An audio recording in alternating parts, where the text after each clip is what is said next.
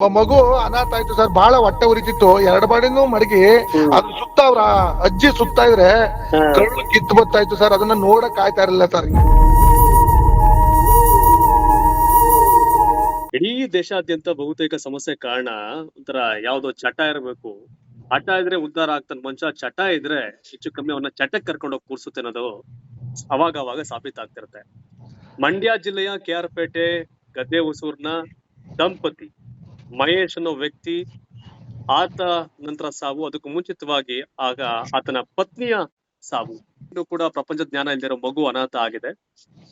ಬೇಕಾದಷ್ಟು ವ್ಯವಸಾಯದ ಭೂಮಿ ಇದ್ರೂ ಸಹ ಒಂದಷ್ಟು ಬೇರೆ ಬೇರೆ ಕಾರಣಕ್ಕಾಗಿ ಇವತ್ತು 2 ಜೀವಗಳು ಕಳ್ಕೊಂಡಿದೆ.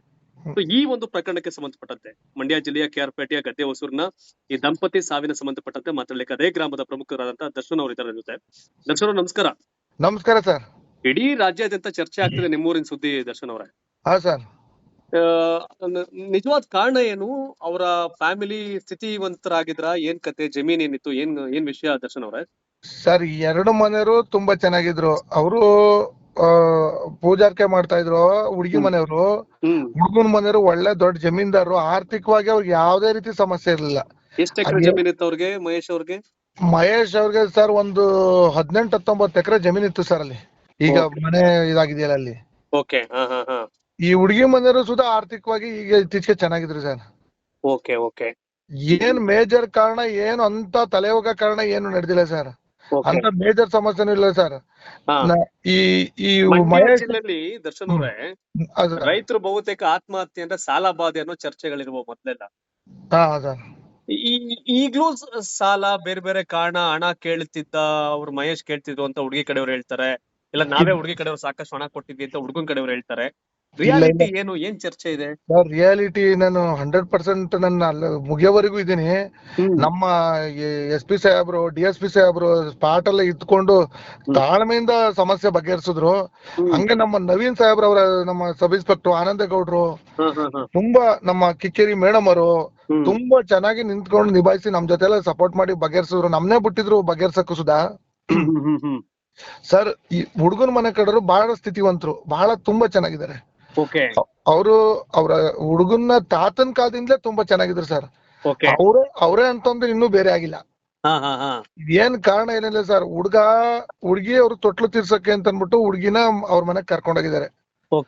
ಕರ್ಕೊಂಡೋಗಿ ಬರ್ಬೇಕಾದ್ರೆ ಸಣ್ಣ ಪುಟ್ಟ ಸಹಾಯ ಮಾಡೋರ. ಈಗ ಒಂದ್ ತಿಂಗಳಿಂದಗಡೆ 4 ಲಕ್ಷ ದುಡ್ಡು ಕೇಳಿದಂತೆ ಕೊಟ್ಟಿದ್ರಂತ ಹುಡುಗನ್ಗೆ. ಅವ್ನ್ ದೊಡ್ಡದೇನಿರಲಿಲ್ಲ. ಅವನು ಮನೆ ಕಡೆ ತುಂಬಾ ಚೆನ್ನಾಗಿದ್ದಾನೆ. ತುಂಬಾ ವೆರಿ ಚೆನ್ನಾಗಿದ್ದಾನೆ. ಅವ್ರ ಲೇವಾದೇವಿ ಎಲ್ಲ ಐತೆ ಸರ್. ಒಂದ್ 50,000ದಷ್ಟು ಕೊಪ್ರಿನೇ ಬೆಂದೋಗದ, ಇನ್ನೊಂದ್ 50,000 ಕೊಪ್ರಿ ಇದೆ ಅಂದ್ರೆ ಅವ್ರ ಯಾಕೆ ಹಣಕ್ಕೆ ದದ್ರ ಇರ್ತದೆ ಸರ್. ಕೊಪ್ರಿನೇ ಇಟ್ಟಿದ್ದಾರೆ. ಅಲ್ಲಿಂದ ಅವನು ಹುಡುಗಿನ ಏನ್ ಮಾಡಿದಾನೆ, ಕರ್ಕ ಬಂದಿನ ಅವ್ರ ಚಿಕ್ಕಪ್ಪನ ಮಗ. ಚಿಕ್ಕಪ್ಪನ ಮಗ ಕರ್ಕ ಬಂದ ತಕ್ಷಣ ಮಗು ಕರ್ಕ ಬಂದಿಲ್ಲ ಅನ್ನೋ ವಿಚಾರಕ್ಕೆ ಏನೋ ಅವ್ರಿಗೆ ಮಾತನಾಡಿದೆ ಸರ್. ಆ ಟೈಮಲ್ಲಿ ಯಾರು ಇಲ್ಲ ಅಲ್ಲಿ ಸ್ಪಾಟ್ ಅಲ್ಲಿ ನೋಡಿರೋರು. ಅವನು ಆಗ ಮಗು ಕರ್ಕ ಬರಕ್ಕೆ ಅಂತ ಫೋನ್ ಮಾಡ್ಬಿಟ್ಟು ಅವ್ರ ಚಿಕ್ಕಪ್ಪನ ಮಗ ವಾಪಸ್ ಹೋಗವನೆ. ಅವ್ರ ತಮ್ಮ, ಹುಡುಗಿ ತಮ್ಮ, ಮಗು ಕರ್ಕ ಬರೋದಕ್ಕೆ ಇವನ್ ಹೆಂಡತಿ ಹ್ಯಾಂಗ್ ಆಗಿದೆ, ನೇಣ ಹಾಕೊಂಡಿದ್ದಾಳೆ. ನೇಣ ಹಾಕೊಂಡಾದ್ಮೇಲೆ ಏನ್ ಮಾಡಿದಾನೆ, ಹುಡುಗಿ ತಮ್ಮ ಬಂದನು. ನೀನೇ ಮಾಡಿದಿ ಅಂತ ಹೇಳಿ ಅವನ ಮೇಲೆ ಶುರು ಆಗಿದೆ ಸರ್. ಶುರು ಆದ ತಕ್ಷಣ ಅವ್ರ ಅಪ್ಪ ಅವ್ರ ಅಮ್ಮ ಬಂದಿದ್ರು ಸರ್.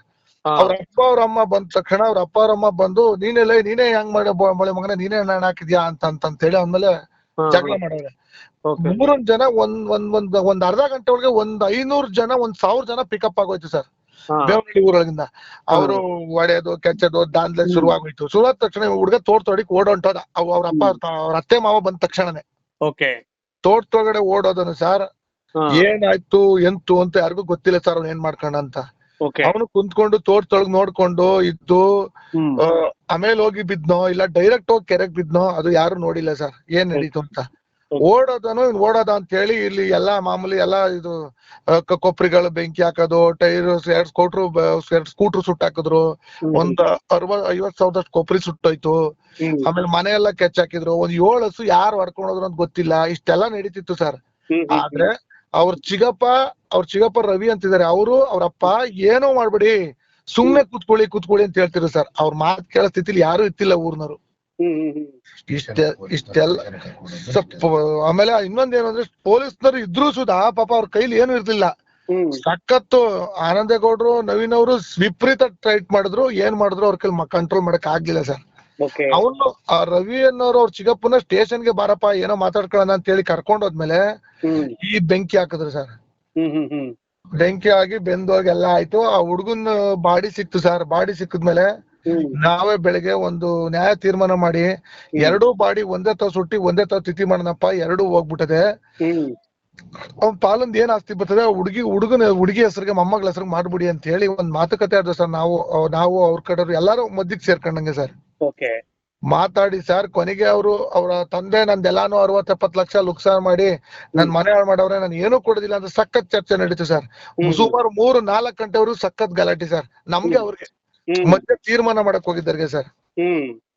ಕೊನೆಗೆ ಅವರು 4 ಲಕ್ಷ ದುಡ್ಡ ರೀಸೆಂಟ್ ಆಗಿ ಕೊಟ್ಟಿದ್ರಂತೆ ಸರ್. ಮಗುಗೆ ಎಷ್ಟು ವರ್ಷ ಈಗ?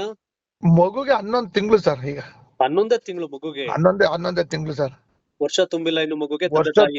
ಸರ್ ವರ್ಷ ತುಂಬಿಲ್ಲ. 2 ಮನೇಲೂ ಮೇಜರ್ ಕಾರಣ ಇಲ್ಲ ಸರ್.